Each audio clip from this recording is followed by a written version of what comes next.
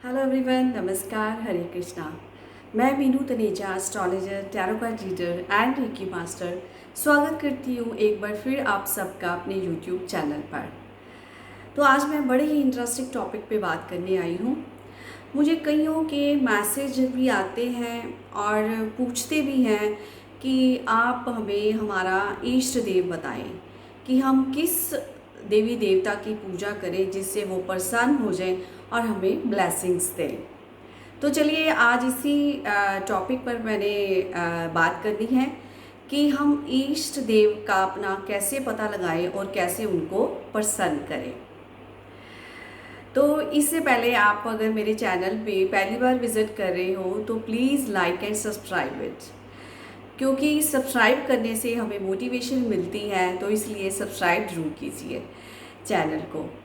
तो बात करते हैं कि इष्ट देव जो हमारे हैं वो कैसे जाने कि हमारे कौन से इष्ट देव हैं और हम उनको कैसे प्रसन्न करें। तो इस टॉपिक पर आज बात करने जा रहे हैं। वेरी इंटरेस्टिंग टॉपिक है। तो आप सबको जैसे पता है कि प्रार्थना का हमारे जीवन में बहुत महत्व है। हम जो कई प्रार्थना करते हैं अपने देवी देवताओं से, जो प्रार्थना होती है वो केवल एक शब्दों की लड़ी नहीं होती, which is sung in a musical tone.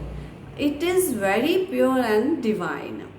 कई बार हमारे जीवन में या हमारे कुंडली में कई चीज़ें नहीं भी लिखी होती हैं, तो हम जो है प्रार्थना से उन चीज़ों को उनको हम अपने जीवन में पा सकते हैं। प्रार्थना में इतनी ज़्यादा शक्ति है। तो हम अलग अलग देवी देवताओं की पूजा करते हैं। कईयों को जैसे शिव मंदिर जाकर आत्मिक शांति मिलती है, और कईयों को माँ दुर्गा के जो है मंत्रों का जाप करने से हृदय में जो है वो शांति मिलती है, और कईयों को कृष्ण की बांसुरी जो होती है वो मोहित करती है, और कईयों को शिव का रूप जो है वो आत्मिक सुख देता है। तो इस तरह हम अलग अलग देवी देवताओं की पूजा करते हैं। अब इनमें से कौन सा आपका इष्ट देव है, तो इसे आज हम जानेंगे। कई बार हम उसी ही देवी देवता की पूजा कर रहे होते हैं जो हमारा इष्ट देवी है। अगर आप ऐसा कर रहे हो तो समझो आपके ऊपर दैवीय कृपा है, डिवाइन ब्लेसिंग्स आपके ऊपर है। तो जानते हैं कि अलग अलग लग्नों के लिए उनके कौन कौन से इष्ट देव हैं। आपको जैसे पता है कि कुंडली में 12 हाउस होते हैं, 12 भाव होते हैं, और हमारी टोटल 12 राशियां होती हैं।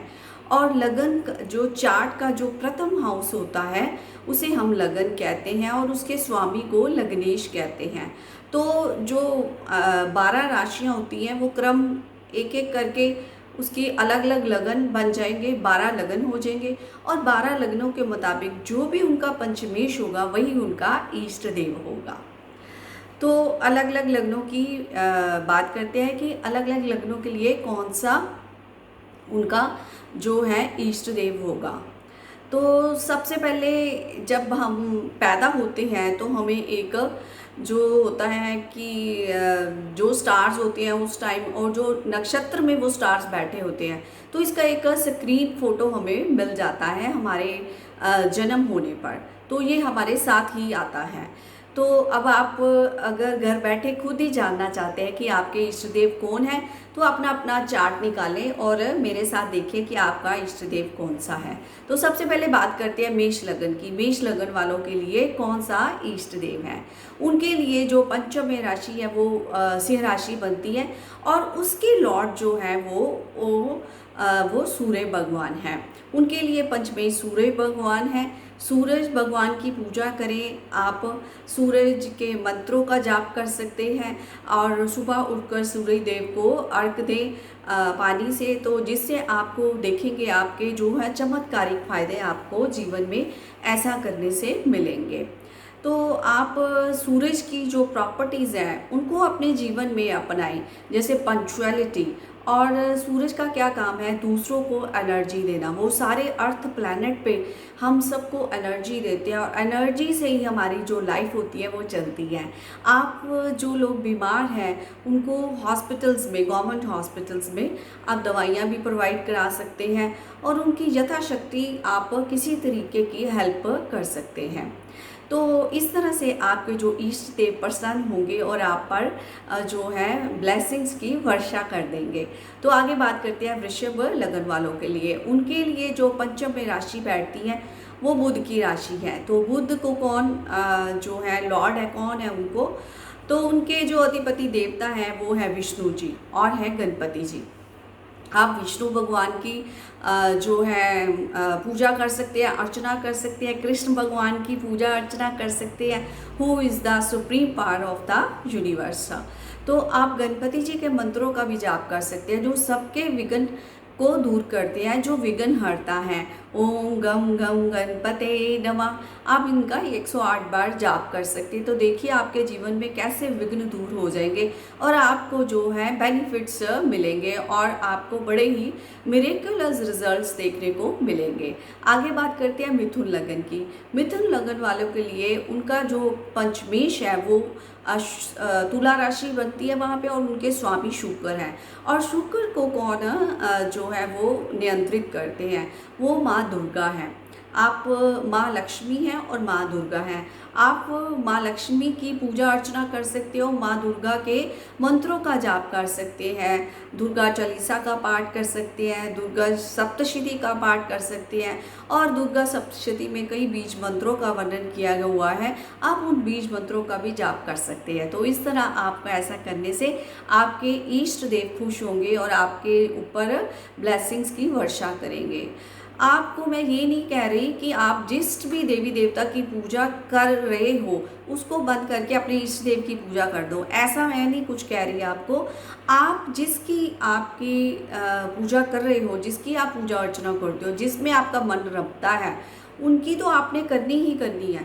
साथ में आप अगर इष्ट देव की भी आप पूजा अर्चना करनी शुरू कर दो तो आपके जो रास्ते के विघ्न व कठिनाइयाँ हैं, जो भी मुश्किलें आती हैं, वो यथापूर्वक अपने आप ही दूर होनी शुरू हो जाएगी। आगे बात करते हैं कर्क लगन के लिए। कर्क लगन वालों के लिए जो पंचम भाव में है वो जो वृश्चिक राशि बढ़ती है, जिसके स्वामी मंगल है। और मंगल को कौन कंट्रोल करते हैं? मंगल को कंट्रोल करते हैं बालाजी, यानी कि हनुमान जी। आप हनुमान जी की उपासना कीजिए, अर्चना कीजिए। हनुमान चालीसा का पाठ आप दिन में एक बार अवश्य करें। हनुमान जी आप सुंदरकांड का भी पाठ कर सकते हैं, उनके जो है मंत्रों का जाप कर सकते हैं। तो देखिए आपके रास्ते में आने वाली सभी जो रास्ते दुर्गम हैं आपके जीवन में, वो सब जो है वो इतने सुलभ हो जाएंगे कि आप खुद हैरान होंगे कि क्या मेरे साथ चमत्कार हो गया है। तो आगे बात करते हैं सिंह लगन वालों की। सिंह लगन वालों के लिए जो है पंचमेश जो है वो बृहस्पति देव बनते हैं और उनको जो कंट्रोल करते हैं वो है नारायण। नारायण भगवान जो है वो उनको अधिदेवता हैं। आप नारायण भगवान की पूजा कर सकते हैं और विष्णु जी की पूजा कर सकते हैं। उनके मंत्रों को न जाप कीजिए। ओम नमः भगवते वासुदेवाय नमः 108 बार आप दिन में अवश्य करें, जिससे आपको जो है आपके जीवन में कोई भी किसी तरह की भी अड़चन है वो दूर हो जाएगी, स्वतः ही दूर हो जाएगी, आप खुद हैरान होंगे। आगे बात करते हैं कन्या लगन की। कन्या लगन वालों के लिए जो पंचमेश में राशि पड़ती है वो मकर है, जिसके स्वामी शनि देव हैं। आपको शनि देव की पूजा करनी चाहिए, शनि मंत्रों का जाप कीजिए और शनिवार को कुछ न कुछ दान भी कीजिए।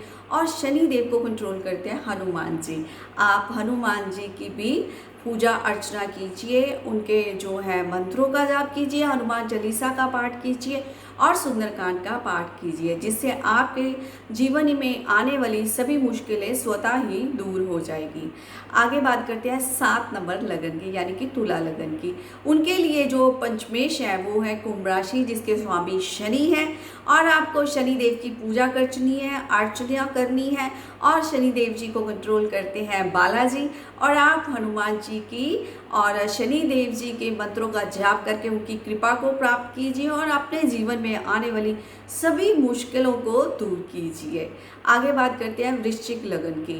वृश्चिक लगन वालों के लिए जो पंचमेश में राशि बैठती है वो मीन है, जिसके स्वामी बृहस्पति देव हैं और जिसको कंट्रोल करते हैं, जिनके अधिपति देवता हैं वो श्री नारायण जी हैं, यानी कि विष्णु जी है। आप विष्णु जी की उपासना कीजिए, उनके मंत्रों का जाप कीजिए और भगवान श्री कृष्ण जो विष्णु का रूप है, आप उनकी भी पूजा व अर्चना कर सकते हैं। तो आप देखिए आपके जीवन में अनेकों अनेकों जो मुश्किलें हैं वो स्वतः ही दूर हो जाएगी।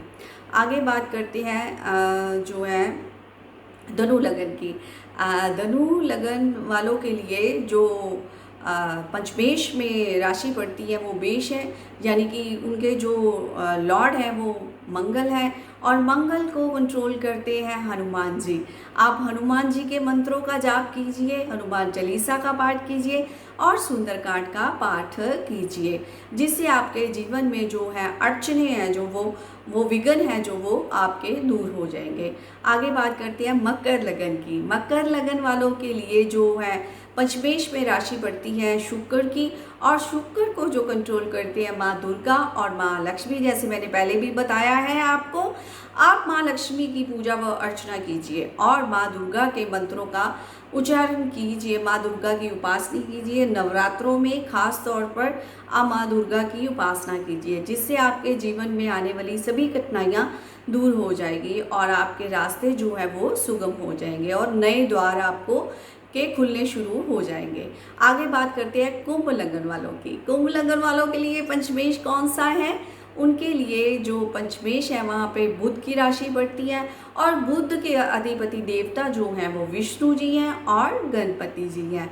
आप गणपति जी के मंत्रों का जाप कीजिए, आपके रास्ते में आने वाले सभी विघ्न जो दूर हो जाएंगे, क्योंकि आप गणपति जी जो है वो विघ्न हरता है।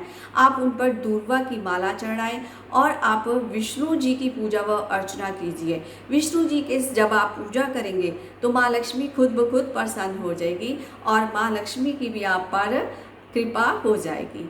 आगे बात करते हैं मीन लगन की। मीन लगन वालों के लिए जो पंचमेश है वो वहाँ पे जो कर्क राशि पड़ती है, यानी कि जिसके स्वामी चंद्र हैं, और चंद्र जो है इनके सिर पर शोभा बढ़ा रहा है। चंद्रमा भगवान शिव के सिर पर विराजमान है, तो इसलिए आप शिव की पूजा कीजिए, शिव की अर्चना कीजिए और शिव मंत्रों का जाप कीजिए, जिससे आपके जीवन में जो है वो जो है आपके रास्ते सुगम हो जाएंगे और जीवन के सब जो आपको सब और पॉजिटिविटी दिखने लगेगी और सब और रोशनी दिखने लगेगी। तो इस तरह मैंने 12 लग्नों वालों के लिए अलग अलग जो उनके इष्ट देवता है उनके बारे में मैंने बताया है। आप यकीन मानिए, आप जिस देवी देवता की पूजा कर रहे हैं उसकी तो आपने करनी ही करनी है। अगर इसके साथ अगर आप पहले ही अपने इष्ट देव की पूजा कर रहे हैं तो ये समझो एक आपके ऊपर डिवाइन ब्लेसिंग्स की वर्षा हो रही है। तो आप जो है अपने इष्ट देव की पूजा भी साथ में करिए, तो जिससे आपके जीवन में अनेकों अनेकों आपको लाभ मिलेंगे और इतने ज़्यादा आपको बेनिफिट्स मिलेंगे कि आप खुद हैरान हो जाओगे कि मेरे जीवन में ऐसा परिवर्तन कैसे हो गया है। ये सब उस दैवीय कृपा आप पर बरसने लगेगी, आपके ऊपर डिवाइन ब्लेसिंग्स की वर्षा होने लगेगी। Thank you so much for watching my videos. तो आज से आप देखिए अपना चार्ट निकाल कर कि आपके इष्ट देव कौन से हैं। अगर फिर भी आपको पता नहीं चलता तो आप कमेंट बॉक्स में मुझसे कमेंट करके अपने लगन के बारे में बताकर आप पूछ सकते हैं कि मेरा इष्ट देव कौन है। Thank you so much.